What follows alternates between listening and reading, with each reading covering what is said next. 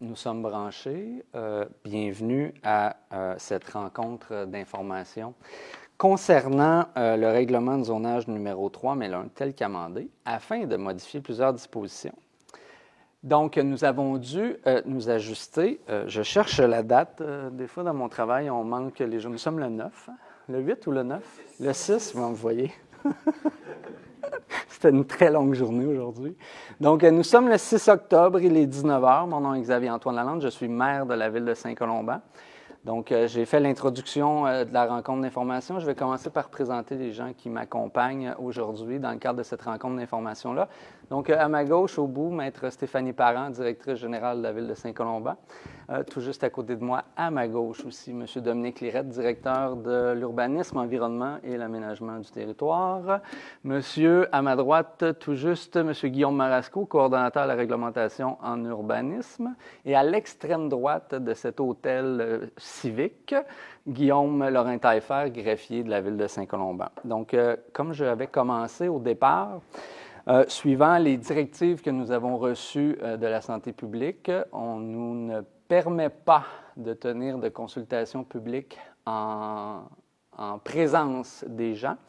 Donc, on nous impose maintenant de faire une consultation écrite qui durera 15 jours. Là, Guillaume, tu feras peut-être des modifications un petit peu plus tard.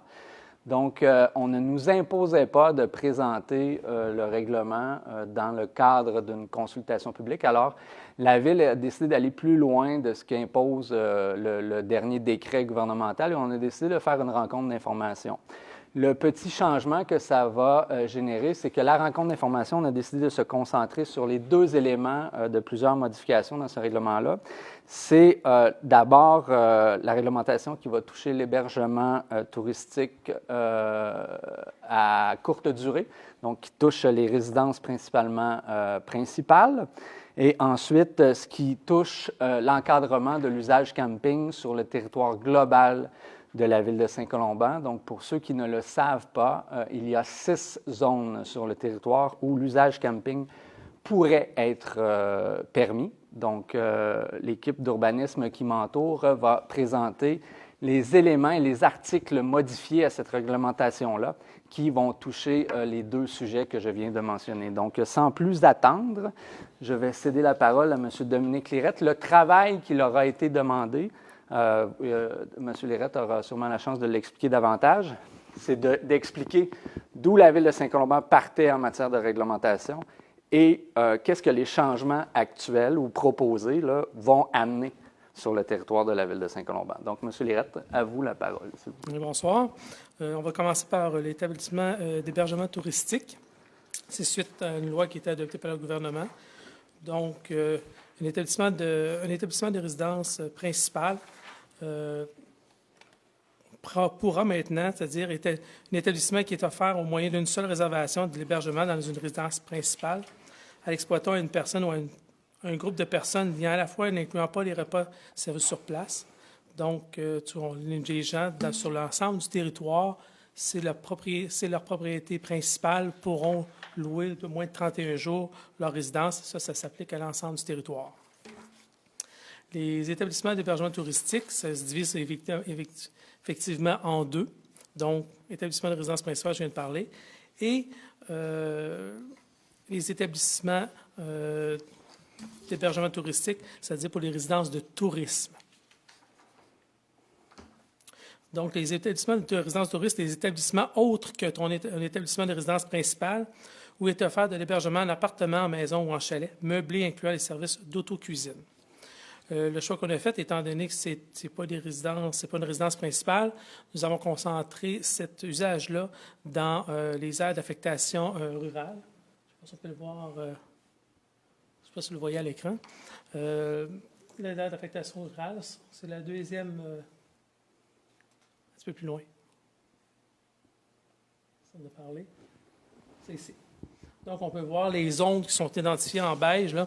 Ce sont les secteurs où l'aire d'affectation rurale, où ces types de résidences-là secondaires pourront être loués à court séjour.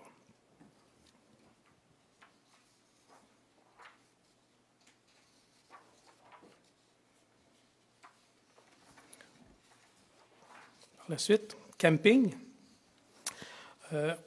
Actuellement, sur l'ensemble du territoire, comme M. Lalande le dit, nous avons 6 zones où le camping est autorisé actuellement. Et dans notre réglementation actuelle, comme vous pouvez voir sur la carte, là, on a identifié les 6 emplacements où ce qui sont permis actuellement les campings qui pourraient avoir du camping en location, des terrains de camping en location. Actuellement, nous avons 3 articles dans notre règlement actuel qui encadrent les terrains de camping. Donc, on peut dire ici, maintenant, sont autorisés les roulottes, les véhicules récréatifs motorisés, les tentes roulottes, les tentes, ainsi que l'usage complémentaire des constructions accessoires de services. Les maisons mobiles sont interdites. Et une seule construction accessoire par roulotte est autorisée pour une superficie de 9,5 mètres carrés. Le deuxième article qu'on avait actuellement dans notre règlement, c'est que tout terrain de camping doit être entouré d'une zone tampon d'une largeur minimale de 10 mètres, qui doit ceinturer complètement le terrain de camping, à l'exception des entrées. Cette zone ne doit pas servir à des usages autres que d'espaces verts. Tous les espaces non utilisés pour des usages permis par la présente section doivent être gazonnés et agrémentés de plantations d'arbres et d'arbustes. Donc, actuellement, on a un 10 mètres de protection de zone tampon autour. Et le dernier article, évidemment, mais ça dit que le camping peut s'afficher le long d'une route avec un affichage réglementaire, une enseigne.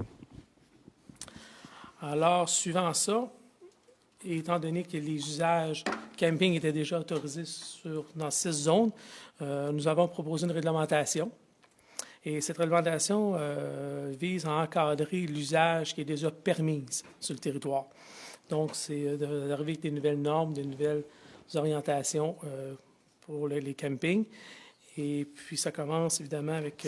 Si je peux me permettre, M. Lévesque, oui. Peut-être que d'expliquer la démarche que vous avez initiée dans la création de ce règlement-là. Oui. Normalement, on va visiter la réglementation d'autres villes pour s'inspirer. Je pense que c'est intéressant de le partager. Ce qu'on a fait, c'est qu'on est allé chercher à peu près 7, 8 ou 9 villes, je ne me trompe pas précisément, à travers le Québec, qui ont des usages de camping. Et puis, on s'est inspiré un peu de leur bagage qu'ils ont fait eux autres, de leur réglementation, de leur bagage, comment ils utilisent leur camping dans ces endroits-là. Et puis, pour formuler toutes nos recommandations de réglementation. Donc, ce n'est pas une réglementation qui est inexistante nulle part. C'est quelques réglementations, quelques articles qui viennent de plusieurs règlements de gauche à droite là, pour encadrer le camping. C'est des règlements assez récents aussi qu'on avait. Oui, ça, effectivement, c'est tous des règlements récents. Ce n'est pas des règlements qui datent de 25-30 ans, c'est des règlements qui probablement moins de 10 ans, à peu près. Oui, c'est ça. Nous avons une recrue avec nous. La lumière est allumée. Donc, l'article 17 du projet de règlement, c'est les généralités. Donc, on dit ici, dans les zones permettant le type d'usage à l'égard des usages et des normes et des dimensions de terrain, l'aménagement de terrain de camping est autorisé. Seuls sont autorisés les véhicules récréatifs motorisés, les roulottes, les tentes roulottes, les tentes. Un seul véhicule récréatif motorisé ou roulotte, tente roulotte par site de camping est autorisé. Et une seule entrée ou une seule sortie localisée à même endroit avec un système de guérite est autorisé pour un terrain de camping. Par la suite de ça, on a défini les dimensions minimales pour un site de camping, donc l'emplacement du VR. Le site de camping doit avoir une superficie de 250 mètres carrés. C'est quand même assez grand, puis ça couvre la plupart des dimensions de VR. Dans l'article 17 également, nous avons encadré aussi les bâtiments et les équipements complémentaires au terrain de camping. Donc, on sait tous qu'il y a plusieurs bâtiments sur un terrain de camping, il y a plusieurs usages, plusieurs équipements. Donc, les bâtiments complémentaires de type bloc sanitaire, toilettes, douches, etc., sont permis sans restriction de nombre, évidemment. Et les bâtiments d'accueil, les bâtiments d'entretien, les hangars, les entrepôts, les machineries, les casse-croûtes, les dépanneurs, les salles communautaires, les abris communautaires, on autorise que ce soit regroupé dans 3 bâtiments qui sont autorisés sur le terrain de camping, dans 3 bâtiments. On peut mélanger évidemment les casse-croûtes et l'accueil, des choses comme ça. Les équipements complémentaires, on a fait une liste des équipements complémentaires, donc les piscines, les spas, les jeux d'eau, les jardins communautaires, les jeux de fer, les espaces de détente, les feux extérieurs, les jeux d'enfants, évidemment. C'est ce qu'on retrouve généralement sur les sites de camping. On a décidé de les regrouper dans 5 emplacements sur le terrain. Donc, il va y avoir 5 espaces sur le terrain où ça va être permis de regrouper ces usages-là. Maintenant, les constructions accessoires pour chaque site de camping. Évidemment, ceux qui font du camping savent que souvent ceux qui sont permanents ou sont saisonniers, ils ont soit des petites remises ou des gazebos qui sont permis sur leur emplacement. Donc, on a limité ça, ces bâtiments-là, à 5 mètres carrés. Pour les mêmes raisons, on a encadré aussi les patios et les terrasses. Un seul patio ou terrasse de bois de 10 mètres carrés maximum par site de camping. Qu'est-ce qu'on entend par patio? C'est une plateforme qui est au sol jusqu'à 30 cm du sol et une terrasse de 31 à 60 cm du sol. Et puis, ce type de terrasse-là ne doit pas être permanente et un gazebo peut être aménagé, évidemment, sur le patio ou la terrasse.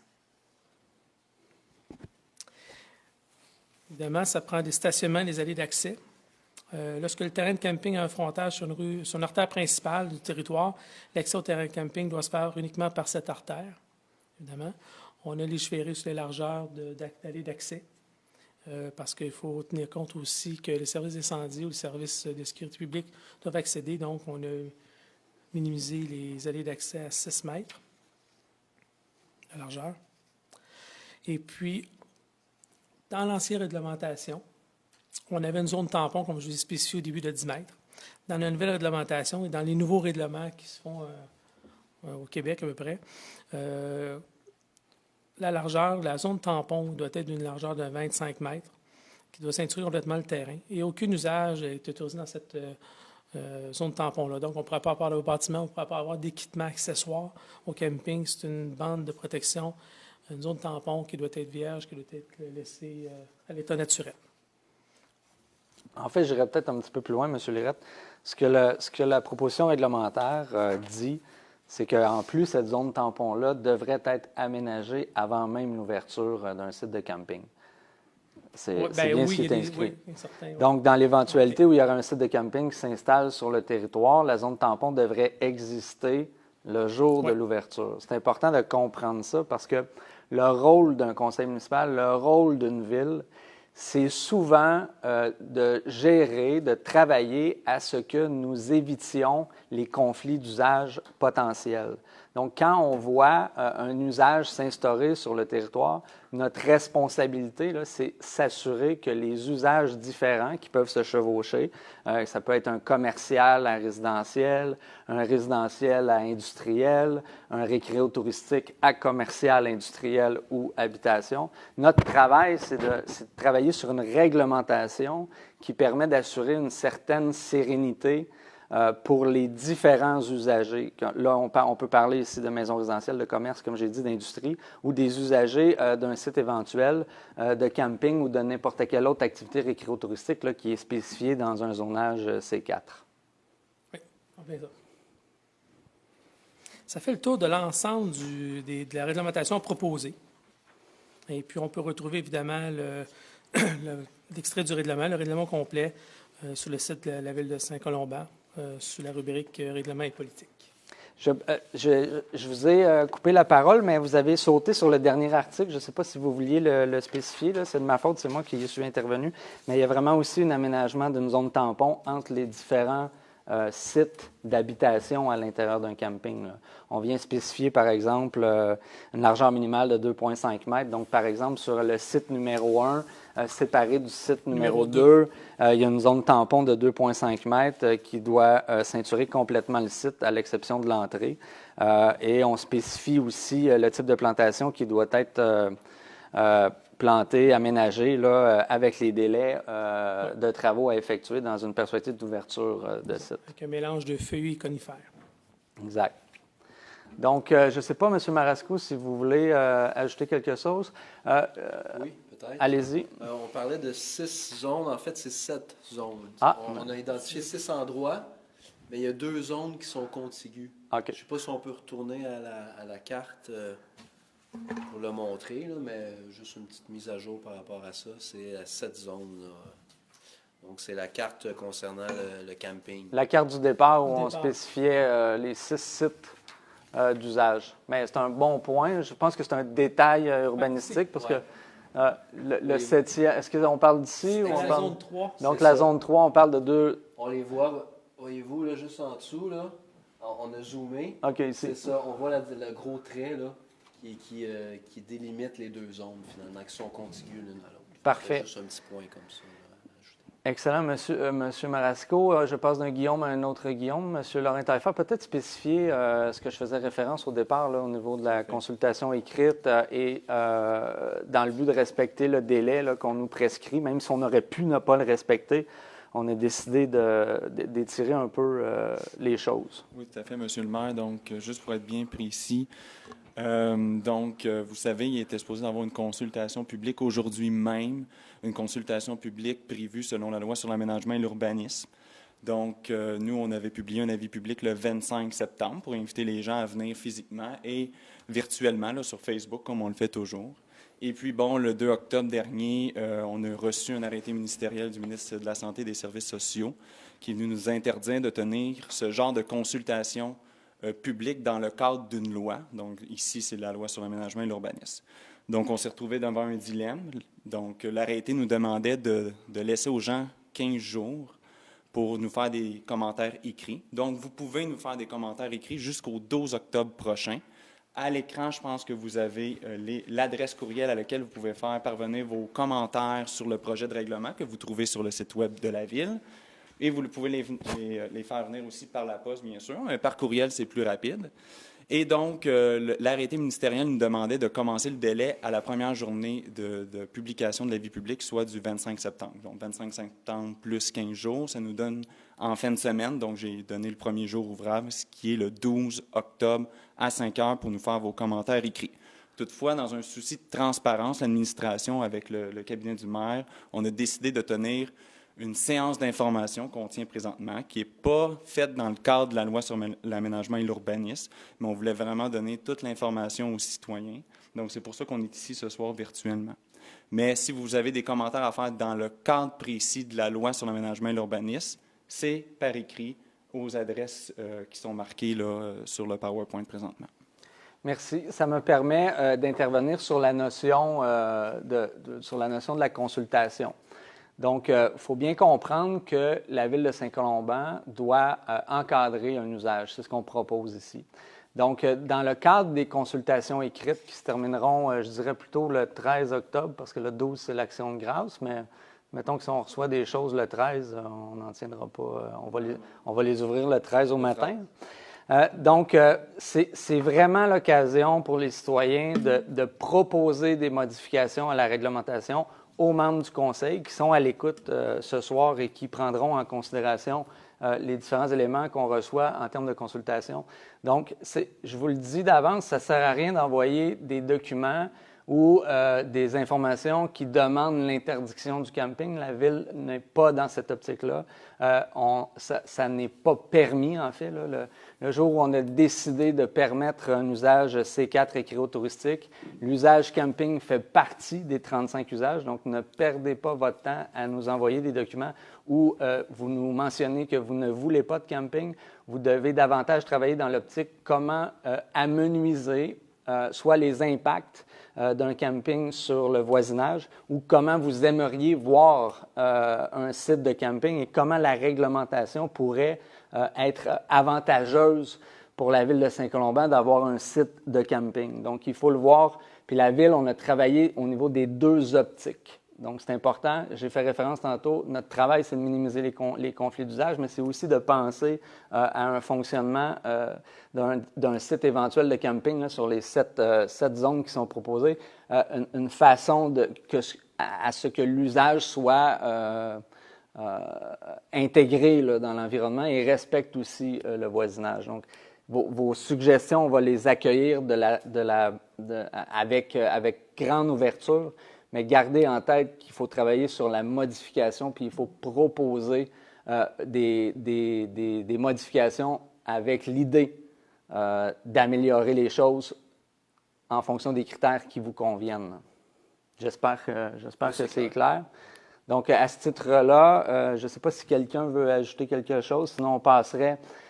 J'ai mentionné rencontre d'information, mais à la rencontre d'information, on réservait aussi une période de questions. Je ne sais pas comment nos gens au COM ont géré ça sur les réseaux sociaux. Vous avez demandé aux gens de poser des questions. J'aurais dû le dire au début, j'ai oublié. Mais j'imagine que vous avez fait un bon travail en ligne pour que l'information se fasse. Donc, est-ce qu'il y a des questions? Oui, bonsoir. On a quelques questions en ligne. Attendez un instant, je vais me retrouver. La première question est de M. Danny Beauséjour, qui demande pourquoi 3 bâtiments? Pourquoi pas 4 ou 5 ou 10 selon les besoins? En fait, M. Beauséjour est membre du conseil municipal. Vous devez comprendre que la proposition de ce règlement-là, les membres du conseil ont eu la chance de s'exprimer, donc de prendre la tribune publique pour poser des questions en matière de modification. C'est quelque chose qui va être réservé aux membres de la population. Vous comprendrez que les membres du conseil ont une plateforme très, très privilégiée pour poser leurs questions. Et il a participé, je dirais, aux rencontres là, de modification et de réflexion de la réglementation. Donc, ça aurait pu être une bonne question posée il y a 2 mois.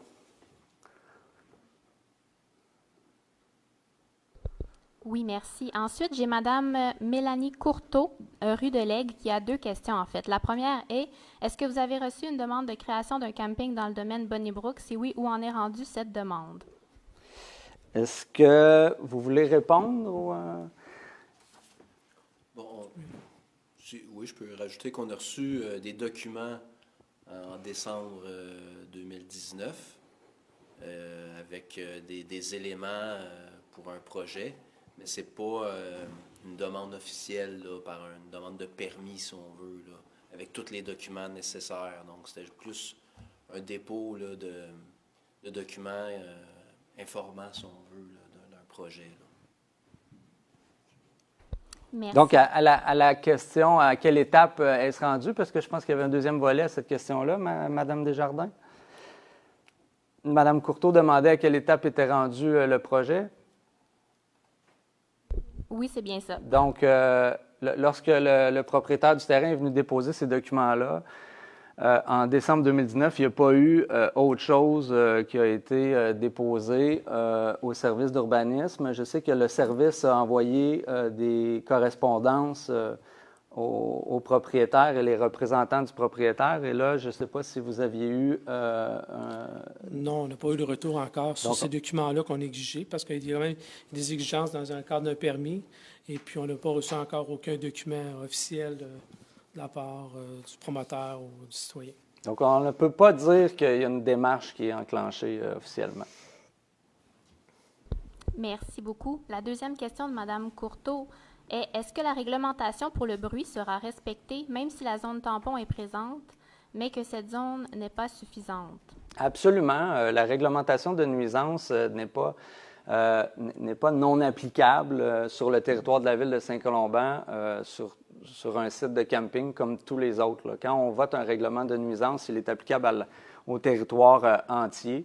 Et je fais un peu j'en profite un peu pour indiquer que si je vous ramène un peu sur l'hébergement touristique ou l'hébergement à courte durée là, dans les résidences principales, là, pour être en communication avec plusieurs maires au Québec, il y a des villes qui ont à gérer un peu davantage cette problématique-là depuis plus longtemps que nous. Donc, il y a déjà des pistes, justement, où le règlement de nuisance peut être adapté en fonction des nouveaux usages. Ça, c'est super intéressant. Puis, ça s'est fait dans une perspective d'hébergement à courte durée. Donc, il y a plein de travail qui peuvent être faits à l'intérieur d'un règlement de nuisance pour aider à garder la paix et la sérénité sur le territoire de la ville de Saint-Colomban.